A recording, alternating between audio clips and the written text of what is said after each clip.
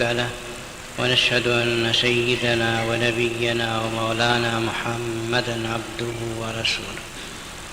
قال الله تبارك وتعالى: أعوذ بالله من الشيطان الرجيم. بسم الله الرحمن الرحيم. الذين آمنوا ولم يلبسوا إيمانهم بظلم أولئك لهم الأمن وهم مهتدون. وقال تبارك وتعالى: ومن يوق شح نفسه فأولئك هم المفلحون. صدق الله مولانا العظيم. وقال رسول الله صلى الله عليه وسلم: إياكم والظلم فإن الظلم ظلمات يوم القيامة، وإياكم والفحش والتفحش، وإياكم والشح، على آخر الحدیث او كما قال علیہ الصلاۃ والسلام. محترم حاضرین، قرآن مجید کی 2 آیت شریفہ کا آخری حصہ میں نے اس وقت آپ کے سامنے تلاوت کیا ہے. پہلی آیت کے آخر میں اللہ تعالیٰ نے ارشاد فرمایا کہ الذین آمنوا ولم یلبسوا ایمانہم بالظلم، جو لوگ ایمان لائے اہل ایمان ہیں اور اپنے ایمان کے ساتھ انہوں نے ظلم کی آمیزش نہیں کی، ظلم کو نہیں ملایا، اولئک لہم الامن، یہی لوگ ہیں جن کو دنیا میں بھی امن ہے، قیامت کے دن بھی امن ہوگا. وہم مہتدون، اور یہی ہدایت کے راستے پر ہیں. مطلب یہ ہے کہ جو مومن اپنے ایمان کے ساتھ ظلم کو نہ ملائے. ظلم کیا ہے؟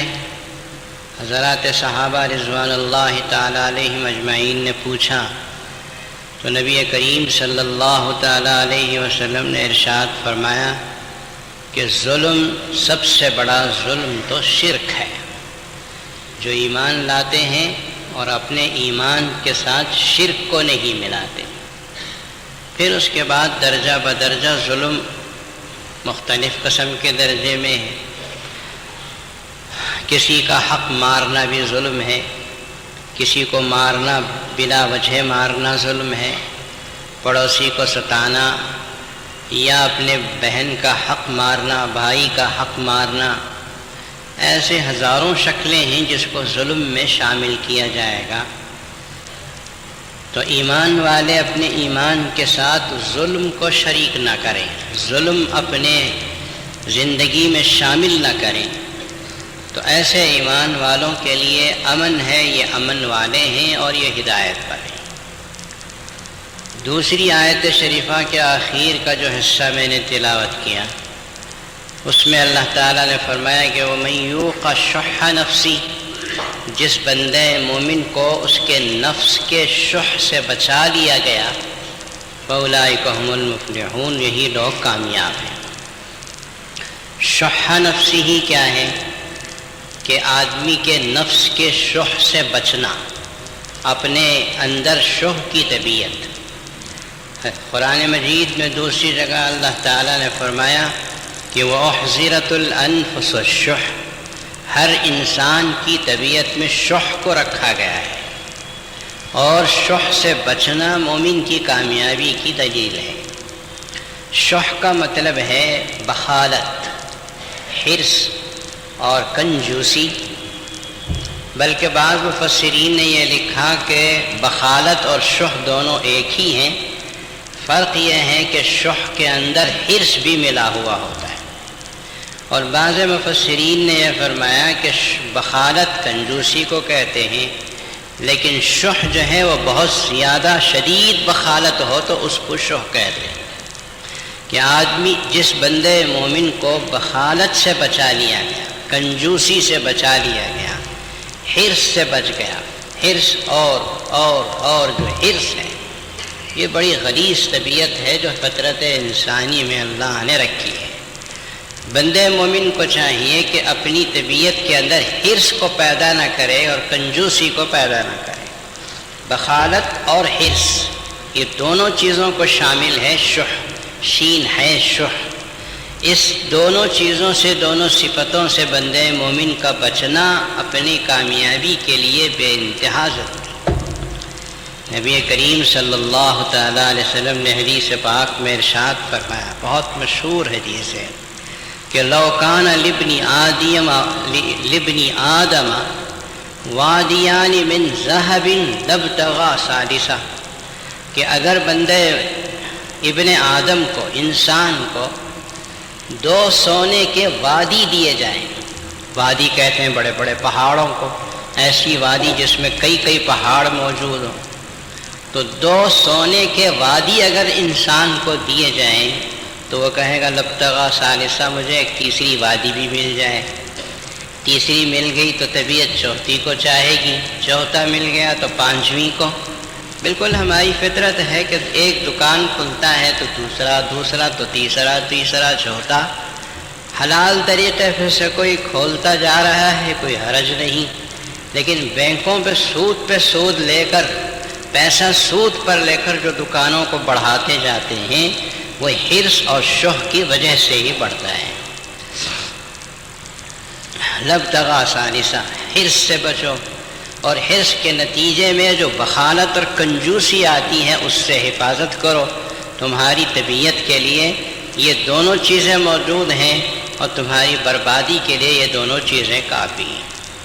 ان 2 آیتوں کو سامنے رکھ کر میں رسول اللہ صلی اللہ علیہ وسلم کا یہ خطبہ آپ کے سامنے پیش کر رہا ہوں، جو ابھی قریب میں نے درس حدیث میں پڑھایا تھا۔ حضرت عبداللہ بن عمر رضی اللہ تعالیٰ عنہ راوی ہیں، وہ فرماتے ہیں کہ خطبنا رسول اللہ صلی اللہ علیہ وسلم فقال، ایک مرتبہ رسول اللہ صلی اللہ علیہ وسلم مسجد نبوی میں تشریف لائے اور آپ نے خطبہ دیا۔ آپ نے جو خطبہ دیا، آپ کے خطبے تو بہت مختصر ہوتے تھے۔ آپ صلی اللہ علیہ وسلم امام الانبیاء، اور آپ کے جو مخاطب تھے وہ صحابہ کرام، پوری دنیا انسانیت کے سلیکٹڈ لوگ، منتخب لوگ، چھوٹی باتوں کو بہت گہرائی سے سمجھتے تھے۔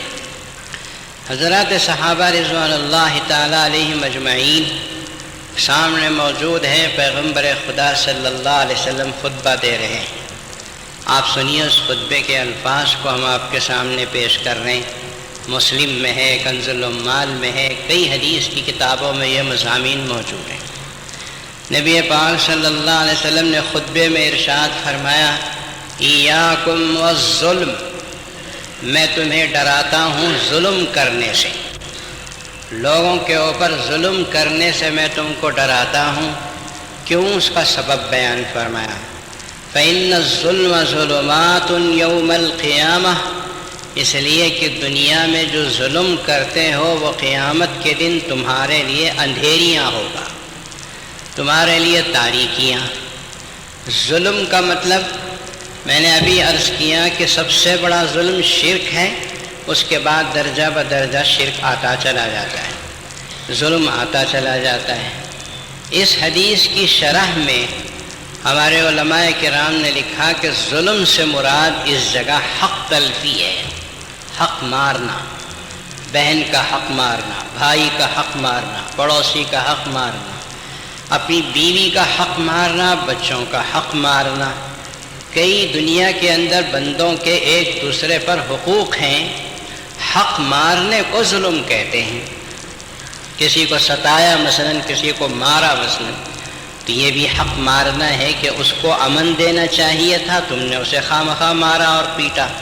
ایاکم والظلم، مومنو تمہیں چاہیے کہ ظلم سے بچو، حق تلفی سے بچو، کسی کا حق مارنے سے بچو، اس لیے کہ فإن الظلم ظلمات یوم القیامہ، اس لیے کہ دنیا میں جو ظلم کرتے ہو وہ قیامت کے دن تمہارے لیے اندھیریاں بن کر آئے گا۔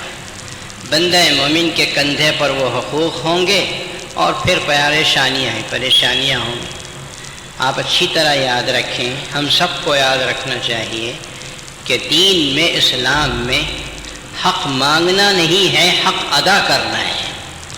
میرے کندھے پہ جو حق ہے وہ میں ادا کر دوں، باقی رہا میرا حق، مجھے مانگنے کی ضرورت نہیں ہے، یا تو اس دنیا میں ملے گا یا نہیں ملے گا، تو وہاں ضرور ملے گا۔ بہت عجیب پوائنٹ ہے، نوٹ کرو ایسے۔ آپ اپنا حق نہ مانگیں، آپ کا اپنا حق یا تو یہاں ملے گا ضرور، دینے والا دے گا مجبور آ کر یا خدا کو خوف کھا کر، اور اگر نہیں دے گا تو قیامت کے دن تو ضرور دے گا۔ نبی کریم صلی اللہ علیہ وسلم نے ایک مرتبہ پوچھا، بتاؤ مفلس کس کو کہتے ہیں؟ اتدرون من المفلس؟ صحابہ نے کہا من لا درہم لہ ولا دینار، جس کے پاس روپیے پیسے نہ ہوں، جس کے پاس درہم و دینار نہ ہو، وہ مفلس ہے۔ پیغمبر خدا صلی اللہ علیہ وسلم نے فرمایا نہیں، جس کے پاس درہم نہ ہو دینار نہ ہو، زیادہ سے زیادہ بھوکا مرے گا، اور تو کوئی تکلیف نہیں ہوگی۔ مفلس تو وہ ہے جو قیامت کے دن بڑے بڑے پہاڑ جیسی نیکیاں لے کر آئے گا، لیکن اس کے نام اعمال میں دوسروں کے اوپر ظلم بھی لکھے ہوئے ہوں گے کہ اس کو گالی دیا، اس کو مارا، اس کا مال دبایا، اس کی زمین دبائی، اس کے اوپر خامخواہ ستایا۔ لوگوں کے حقوق اس کے کندھوں پر ہوں گے، اور حقوق مانگنے والے اللہ کے سامنے آئیں گے، یا اللہ ہمارا حق دلاؤ کہ اس نے حق دنیا میں ہمارا مارا ہے۔ تو اللہ تعالیٰ فرشتوں سے کہیں گے کہ جس جس کا جتنا حق ہے اس کی نیکیاں اٹھا کے ان کو دینا شروع کرو۔ جو نیکیاں دینا شروع کریں گے تو پہاڑ جیسی نیکیاں ختم ہو جائیں گی، حق مانگنے والے باقی رہ جائیں گے۔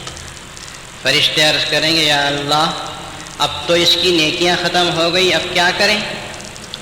تو اللہ تعالیٰ آرڈر جاری فرمائیں گے، حکم دیں گے کہ جن کے حق ہیں ان کی گناہوں کو اٹھا کر اس کے اوپر ڈالنا شروع کرو۔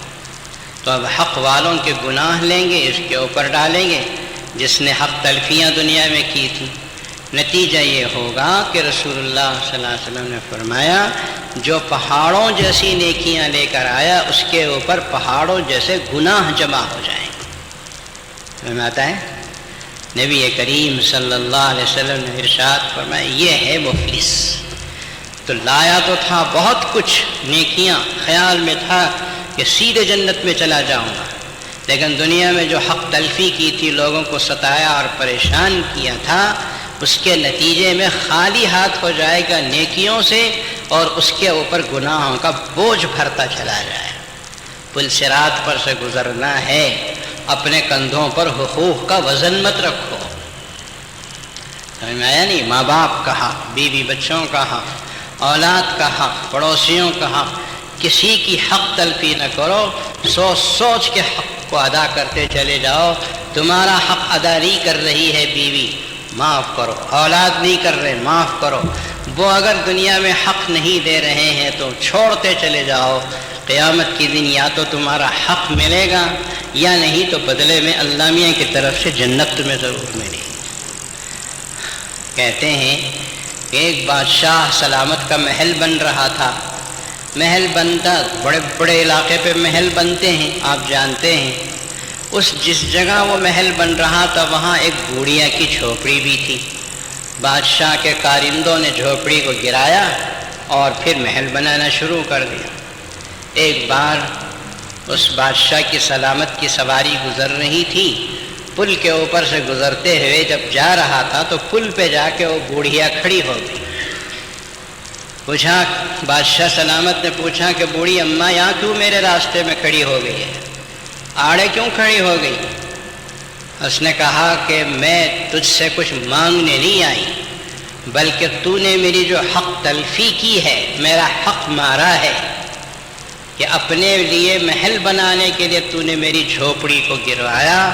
اس حق تلفی کے سلسلے میں اتنا چاہتی ہوں کہ تو وہ حق اس پل پر دے گا یا کل قیامت کے دن پل صراط پر دے گا؟ جواب دے۔ بادشاہ کے بدن پہ لرزہ طاری ہو گیا۔ اس نے کہا کہ پل صراط پر کہاں میں دے سکتا ہوں، میں یہیں تیرا حق ادا کرنے کے لیے تیار ہوں۔ اور جو محل اس نے بنوایا تھا پورے کا پورا بوڑھیا کو دے دیا کہ میں اس محل کو لے کے کیا کروں گا جو کل قیامت کے دن پل صراط کے اوپر میرے لیے بوجھ بنے اور میں کٹ کر جہنم کے اندر گر جاؤں۔ تو یہ حقوق ہیں انسانوں کے، حق تلفی کرو گے تو کل قیامت کے دن یہ ظلم کے بدلے میں اللہ تبارک و تعالیٰ کے پاس بہت پریشانیاں اٹھانی پڑیں گی۔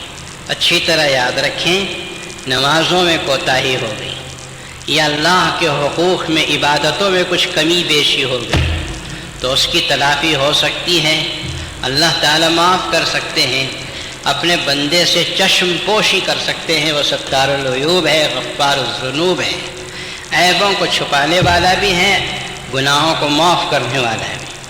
لیکن جو حقوق تلفی ہے، ظلم ہے، بہن کا حق دبا لیا باپ کے مرتے ہی، باپ مرا تو بہنوں کے حق دبا لیے، باپ مرا تو چھوٹے بھائیوں کے حق دبا لیے، پڑوسی کمزور ہے اس کو زمین پہ قبضہ کر لیا، دکان کا پڑوسی کمزور ہے تو اس کے گراہکوں کو خود کھینچ لیا۔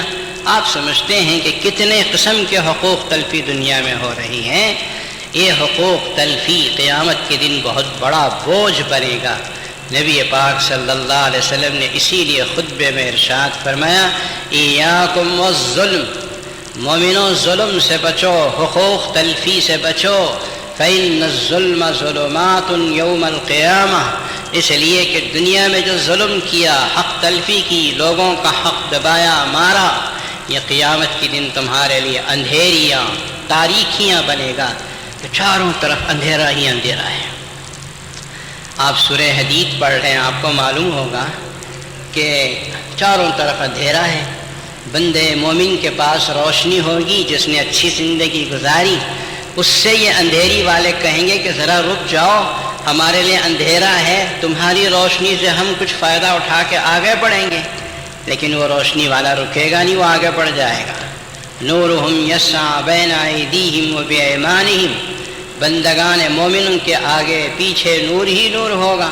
اور جنہوں نے حق تلفی کر کے دنیا میں 4 پیسے کمانے یا اپنے بنگلے بنانے کے لیے لوگوں کے پیسے مارے، لوگوں کی زمینیں ہتھیا لی، قیامت کے دن اندھیریوں میں تڑپ رہے ہوں گے، اور اس دن کوئی معاف کرنے والا نہیں ہوگا۔ حق تلفی کا، جس کی حق تلفی کی گئی ہے وہ بجائے معاف کرنے کے نیکیوں کو چھیننے میں ہوگا، اور جس نے حق تلفی کی ہے اس کو فقیر و خلاش اور مفلس بنا دے۔ اسی لیے پیغمبر خدا صلی اللہ علیہ وسلم نے فرمایا، ایاکم والظلم والظلم ظلمات یوم القیامہ۔ آگے خطبے میں آپ علیہ السلام ارشاد فرماتے ہیں، ایاکم الفحش، بدگوئی سے بچو، والتفحش، اور فحش کلامی سے بچو۔ بعض لوگوں کو آپ دیکھتے ہوں گے کہ بات بات پہ گالی، بات بات پہ برا بھلا، بات بات پر ایسی جملے اپنی زبان سے نکالتے ہیں کہ سننے والے کو ایک گھن سی آئے۔ یہ فحش ہے، یہ تفحش ہے، بدگوئی ہے، فحش کلامی ہے۔ نبی کریم صلی اللہ علیہ وسلم نے فرمایا، مسلمانوں، ایاکم والفحش، فحش گوئی سے بچو، والتفحش، بدگوئی، بد زبانی سے بچو۔ اس کے لیے کوئی وجہ رسول اللہ صلی اللہ علیہ وسلم نے بیان نہیں فرمائی۔ جیسے ظلم کے لیے کہا کہ ظلم سے بچو، قیامت کے دن ظلم تمہارے لیے اندھیریاں بنے گا۔ فحش کے لیے ایسا کچھ نہیں کہا نبی پاک صلی اللہ علیہ وسلم، فحش سے بچو، بدگوئی سے بچو۔ ہمارے شارحین حدیث کی جو شرح لکھنے والے ہوتے ہیں، تھوڑا تھوڑا بھی نوٹ کر دیں، کیوں نہیں بیان کیا رسول اللہ صلی اللہ علیہ وسلم؟ یوں کہا کہ فحش سے بچو، بدگوئی سے بچو، کیوں بچو یہ نہیں بیان کیا؟ اس کا سبب لکھا ہے ہمارے بزرگوں نے، اللہ والوں نے۔ یہ فرماتے ہیں کہ نبی پاک صلی اللہ علیہ وسلم نے فرمایا کہ فحش سے بچو، بدگوئی سے بچو، اس لیے کہ عرب کا مشہور و معروف مقولہ ہے کہ الاناء یترشح بما فی، برتن وہی چھلکاتا ہے جو اس برتن کے اندر ہوتا ہے۔ برتن میں دودھ ہے تو چھلکاؤ تو دودھ باہر آئے گا، برتن میں اگر شہد ہے تو چھلکاؤ تو شہد باہر آئے گا، برتن میں اگر پیشاب ڈالا ہوا ہے اس میں چھلکاؤ تو پیشاب ہی باہر آئے گا۔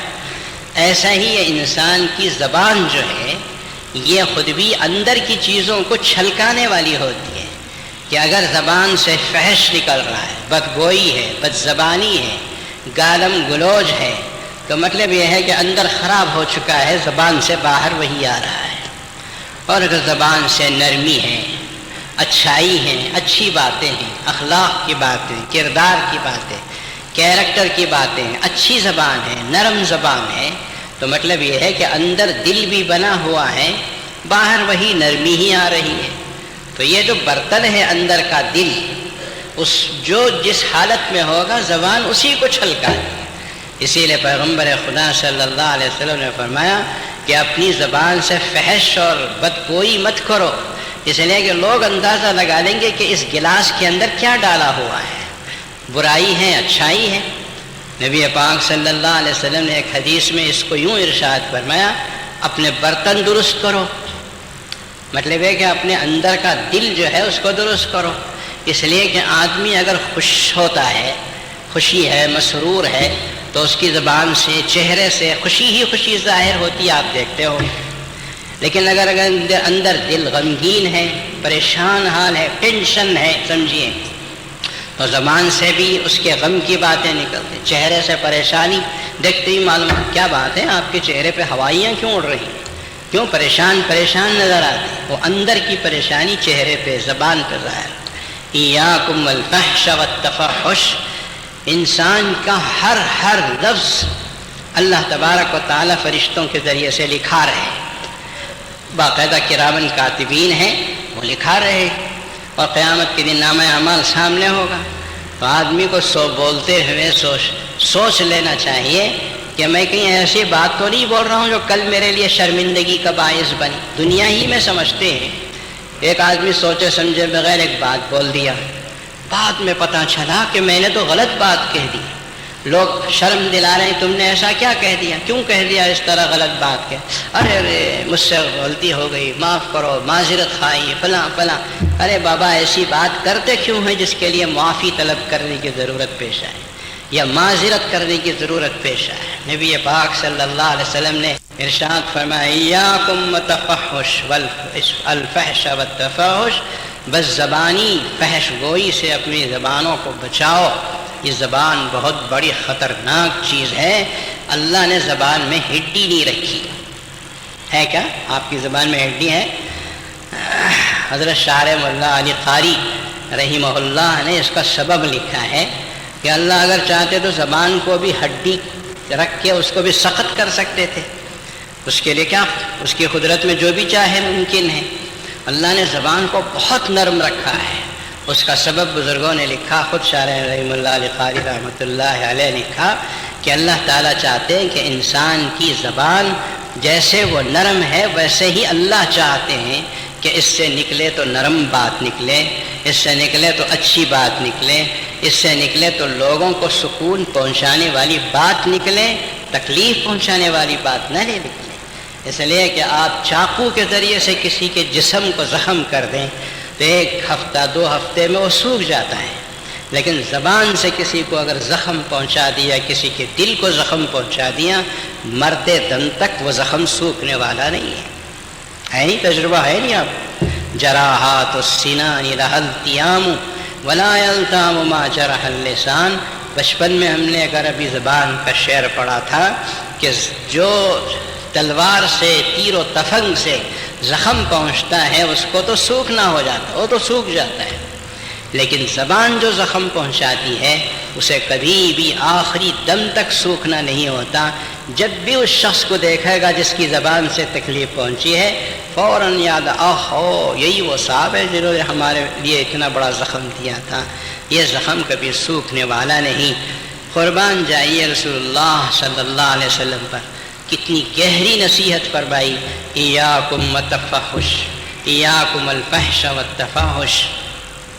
آگے نبی کریم صلی اللہ علیہ وسلم کے خطبہ میں ختم کروں، پیغمبر صلی اللہ علیہ وسلم نے فرمایا، ایاکم الشح، تمہیں چاہیے کہ تم شح سے بچو، بخالت سے بچو، کنجوسی سے بچو، حرص سے بچو۔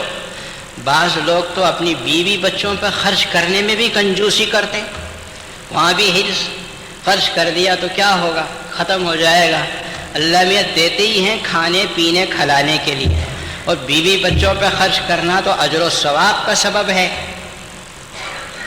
اجر و ثواب کا سبب ہے۔ بعض لوگ کہتے ہیں یہ میرے بیوی بچے، توبہ توبہ، میں جتنا کماتا ہوں سب کھا جاتے ہیں، آپ کماتے ہی ان کے کھانے کے لیے ہیں تو پھر شکایت کیوں کرتے ہیں؟ جن جو حقوق واجب ہے، مثال کے طور پر بیوی بچوں کے اوپر خرچ کرنا، یہ حقوق واجبہ میں سے یہاں کنجوسی کرنا، بخالت کرنا حرام قرار دیا علماء کرام۔ ہاں یہ اور بات ہے کہ آپ کی طاقت جتنی ہے اتنا خرچ کرنا، آپ جتنا کماتے ہیں اتنا ہی خرچ کرنا ہے، اس سے زیادہ اگر وہ پوچھتے ہیں تو وہ ضروری نہیں ہے۔ تو جو حقوق ایسے ہیں کہ جن کا خرچ کرنا ضروری ہے، وہاں کنجوسی کرنا، بخالت کرنا، حرص میں مبتلا ہونا، یہ حرام قرار دیا۔ حضور پاک صلی اللہ علیہ وسلم نے فرمایا شح سے بچو، بخالت اور کنجوسی اور حرص سے بچو۔ فَإِنَّ مَنْ كَانَ قَبْلَكُمْ هَلَكُوا بِالشُّحِّ، اس لیے کہ تم سے پہلے بہت سے لوگ ایسے گزرے ہیں، بہت سی قومیں ایسی گزری ہیں جو شح کی وجہ سے تباہ ہو برباد ہو گئی۔ امرهم بالقطیعہ فقطعوا، ان کی حرص نے ان کو حکم دیا کہ قطع رحمی کرو، رشتہ داری کو توڑو، تو انہوں نے رشتہ داری کو توڑ دیا۔ بخالت اور کنجوسی کی وجہ سے رشتہ داروں کا حق مار لیا، بہنوں کا حق مار لیا، بھائیوں کا حق دبا لیا، اور بس جی رہے، مر کے چلے گئے۔ تو حرص کی وجہ سے یہ حقوق دباتے ہیں۔ پیغمبر صلی اللہ علیہ وسلم نے فرمایا کہ پہلے لوگ حرص کی شح کی وجہ سے رشتہ داروں کو کٹ کر کے اپنی بربادی مول لی۔ امرهم بالبخل فبخلوا، ان کو بخالت کا حکم دیا شح نے، حرص نے، تو انہوں نے بخالت کی، جمع کرتے رہے، دولت کو جمایا، بلڈنگیں کھیا، بلڈنگیں بنائی، جگہ خریدتے رہے، سب کر کے خالی ہاتھ خبر میں جا کے سو گئے۔ فبخلوا، بخالت کر کے جمایا، خرچ نہیں کیا، نیک کاموں میں برباد ہو کے چلے گئے۔ امرهم بالفجور، ان کی شح نے ان کو فجور، فسق و فجور کا حکم دیا کہ مسجد کا چندہ 5 روپے دینے کے لیے تیار نہیں، فسق و فجور کے اندر اسراف میں، گناہوں کے کام میں لاکھوں روپے اڑاتا چلا جا رہا ہے۔ ففجروا، انہوں نے فسق و فجور میں مبتلا ہو گئے۔ سب شح کی وجہ سے ہوتا ہے۔ نبی کریم صلی اللہ علیہ وسلم نے فرمایا کہ شح سے اپنے آپ کو بچاؤ۔ یہ حضور صلی اللہ علیہ وسلم خطبہ دے رہے تھے کہ ایک صاحب فقام رجل، ایک صاحب کھڑے ہوئے مجلس میں سے، فقال یا رسول اللہ ای الاسلام افضل، ایک صاحب کھڑے ہوئے، انہوں نے پوچھا اے اللہ کے رسول، میں آپ سے پوچھنا چاہتا ہوں کہ سب سے اچھا اسلام کون سا ہے؟ مسلمان کے اندر اس کا اسلام اچھا ہے، یہ کہنے کے لیے کہ اسلام ای الاسلام افضل، کس کا اسلام افضل ہے؟ پیغمبر خدا صلی اللہ علیہ وسلم نے اس کو یوں دیکھا، نگاہ نبوت ہے، نبوت کی نگاہ دیکھتی ہے تو بہت کچھ سمجھ جاتی ہے۔ ای الاسلام افضل کے کئی جواب رسول اللہ صلی اللہ علیہ وسلم کی طرف سے مروی ہے۔ وہ جواب الگ الگ کیوں ہیں؟ سوال کرنے والا جیسا ہوتا تھا جواب بھی ویسے ہی رسول اللہ صلی اللہ علیہ وسلم دیتے۔ ان صاحب کو دیکھا، انہوں نے سوال کیا ای الاسلام افضل، حضور پاک صلی اللہ علیہ وسلم نے اس کے مطابق جواب دیا۔ فرمایا ان یسلم المؤمنون من لسانک ویدک، سارے مسلمان تمہاری زبان سے اور تمہارے ہاتھ کی تکلیفوں سے محفوظ رہیں، یہی سب سے بڑا اسلام ہے۔ اپنی زبان کو بچاؤ، اپنے ہاتھوں کو بچاؤ، دوسروں کو ستانے اور تکلیف دینے سے بچاؤ، یہی سب سے اچھا اسلام ہے۔ اپنے اس کے مطابق رسول اللہ صلی اللہ علیہ وسلم نے حکم دیا کہ تمہارے لیے اسلام یہی سب سے افضل ہے کہ اپنی زبان و ہاتھ کی حفاظت کرو کسی کو نقصان پہنچانے سے۔ آگے حدیث میں اسی خطبے کے دوران جو واقعہ پیش آیا، نبی پاک صلی اللہ علیہ وسلم اس کو جواب دیے ہی تھے کہ راوی کہتے ہیں کہ انہی صاحب نے سوال کیا او غیر ذالک، یا کسی دوسرے صاحب نے، راوی کو شک ہے کہ انہی صاحب نے پوچھا یا کسی دوسرے صاحب نے پوچھا ای الہجرت افضل یا رسول اللہ، سب سے افضل ہجرت کون سی ہے؟ ہجرت آپ سمجھتے ہیں کہ ایک شہر کو چھوڑ کر دین ایمان بچانے کے لیے دوسرے شہر کو جانا، جیسے رسول اللہ صلی اللہ علیہ وسلم نے ایمان و اسلام کی ترقی کے لیے آپ نے قربانی دی اور مکہ چھوڑ کر مدینہ پاک کی طرف ہجرت فرمایا۔ تو صحابی رسول نے پوچھا ای الہجرت افضل یا رسول، سب سے اچھی ہجرت کون سی ہے؟ اب ہجرت تو یہ نہیں ہے کہ کوئی ایک شہر چھوڑ کے دوسرے شہر کو چلا جائے، حضور پاک صلی اللہ علیہ وسلم نے اب اپنی حیات طیبہ میں اس خطبے میں جو جواب دیا مسلمانوں کے لیے سب سے بڑی چیز ہے۔ پیغمبر خدا صلی اللہ علیہ وسلم نے فرمایا سب سے افضل ہجرت یہ ہے کہ ان تہجر ما کرہ ربک، ان تہجر ما کرہ ربک، ان تہجر ما کرہ ربک۔ خدا کرے کہ یہ جملے آپ کو یاد ہو جائے۔ نبی کریم صلی اللہ علیہ وسلم نے فرمایا سب سے افضل ہجرت یہ ہے کہ تم ان چیزوں کو چھوڑ دو جو تمہارے رب کو ناراض کرنے والی ہے، جو تمہارے رب کو ناراض۔ اور پورے حدیثوں کا مجموعہ اس چھوٹے سے جملے میں جمع دیا۔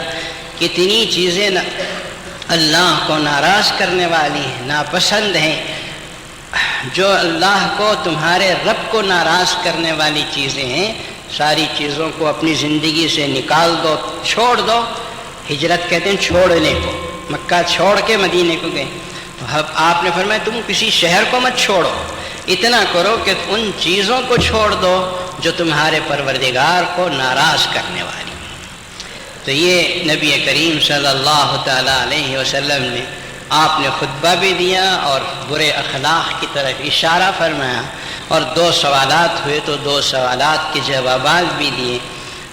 پہلے جواب کا خلاصہ یہ ہے کہ انسان اپنی زبان و ہاتھ کی حفاظت کرے، اس کی طرف سے کسی کو تکلیف نہ پہنچے، اور دوسرے جواب کا خلاصہ یہ ہے کہ آدمی اپنے تمام زندگی کے اعمال و حرکات میں سے دن میں رات میں نظر رکھے کہ میری طرف سے کہیں کوئی ایسی غلطی تو نہیں ہو رہی ہے جو میرے خالق و مالک رب العالمین کو، جس کا پانی میں پیتا ہوں، جس کی سانسیں میں لیتا ہوں، جس کے دیے ہوئے کپڑے میں پہنتا ہوں، جس کی زمین پہ میں پھرتا ہوں، جس کے آسمان کے نیچے میں سہتا ہوں، اس پروردگار کو کہیں ناراض کرنے والے کام تو میرے اندر نہیں ہیں۔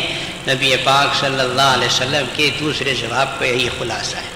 میرے بھائیوں، دعا کرو کہ اللہ تعالی ہم میں دین کی طلب پیدا فرما دے۔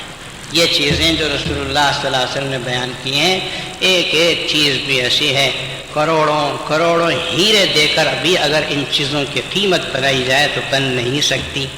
ہمارے مولانا یوسف صاحب رحمۃ اللہ علیہ کے فرزند مولانا سعد نے ایک صاحب بات کہی، اللہ تعالیٰ ان کی عمر دراز کرے، کہ آج مسلمانوں میں دین کی طلب کم ہو گئی ہے۔ مال کی طلب ہے، بلڈنگوں کی طلب ہے، زمینات کی طلب ہے، اچھی خوبصورت لڑکیوں سے شادی کرنے کی طلب ہے، کیا کیا طلب آج دنیا میں ہے۔ لیکن اگر مسلمان میں طلب نہیں ہے تو دین کی صحیح باتوں کی طلب نہیں ہے۔ دین کی طلب پیدا کرو، اور وہ چیز رسول اللہ صلی اللہ علیہ وسلم کی انہی حدیثوں میں ان کو ملتی ہے۔ اللہ تبارک و تعالیٰ سے دعا فرمائیے کہ اللہ تعالیٰ ان برے اخلاق سے ہم کو بچنے کی توفیق دے، دین کے طلب پیدا فرمائے، اور اللہ تبارک و تعالیٰ ہم کو ایسی زندگی گزارنے کی توفیق دے کہ ہماری آخری گھڑیاں آئے تو خوشی خوشی ہم موت کو گلے لگانے کے قابل ہو سکیں۔ حضرات، اللہ تبارک و تعالیٰ نے جامع العلوم جامع مسجد کے اوپر خاص فضل و کرم فرمایا۔ جامع العلوم کا یہ سال بھی ختم ہوا، چھٹیاں ہوئی، ہمارے لڑکے اور لڑکیوں نے 10ویں جماعت کا امتحان دیا۔ شاید جو لوگ جن کے بچے ہمارے ہاں پڑھتے ہیں وہ جانتے ہیں کہ ہمارے پاس خاص طور پر 10ویں جماعت کے پڑھنے والے لڑکے اور لڑکیاں امتحان گاہ کو جانے سے پہلے خوب تیاری بھی کرتے ہیں، اور مسجد میں آ کر رو کر دعا کر کے آنکھوں میں آنسوں لے کر اللہ سے دعا کر کے امتحان گاہ کو جاتے ہیں۔ یہی وجہ ہے کہ مسجد میں چلنے والے اس مدرسے اور اس اسکول کے بچے اور بچیاں 10ویں جماعت میں بہت ٹاپ میں پاس ہوتی ہیں، اس لیے کہ ہمارے اسکول کے اسٹوڈنٹ کا کنیکشن اللہ سے جوڑتے ہیں، اللہ سے مانگنا سکھاتے ہیں۔ دوسرے اسکولوں میں یہ بات آپ کو کم ملے گی کہ جہاں بچوں کا تعلق اللہ سے جوڑتے ہیں، اور یہی سب سے بڑی دولت ہے۔ ورنہ آدمی ایک اونچا ڈاکٹر بنے، انجینئر بن جائے، اس کا تعلق اللہ سے نہ ہو تو کیا فائدہ ہے۔ اللہ سے تعلق جوڑنا جامع العلوم کا سب سے، اللہ اور اللہ کے رسول صلی اللہ علیہ وسلم سے کنیکشن پیدا کرنا جامع العلوم کا سب سے بڑا مشن ہے۔ اللہ گواہ ہیں، انشاءاللہ قیامت تک کے لیے یہ جامع العلوم کا مشن باقی رہے گا، دین بھی ملے، دنیا بھی ملے۔ ہمارے ہاں نرسری کلاسز کے LKG کے داخلے بھی چل رہے ہیں، آپ اسی نقطے کو سامنے رکھ کر دوسرے اسکولوں کو جانا ہے، یہاں داخلہ کرنا ہے، وہاں فیصلہ کریں، اور جامعہ علوم کی نشستیں ختم ہونے سے پہلے آپ داخلہ دلا دیں۔ اللہ تبارک و تعالیٰ آپ حضرات کی مدد، نصرت، اعانت و شرف قبولیت عطا فرمائے۔ آپ کی وہ تھوڑی تھوڑی سی مدد جو آپ کرتے جا رہے ہیں، آپ حضرات کے سامنے ہیں، کروڑوں روپے کے املاک بن گئے۔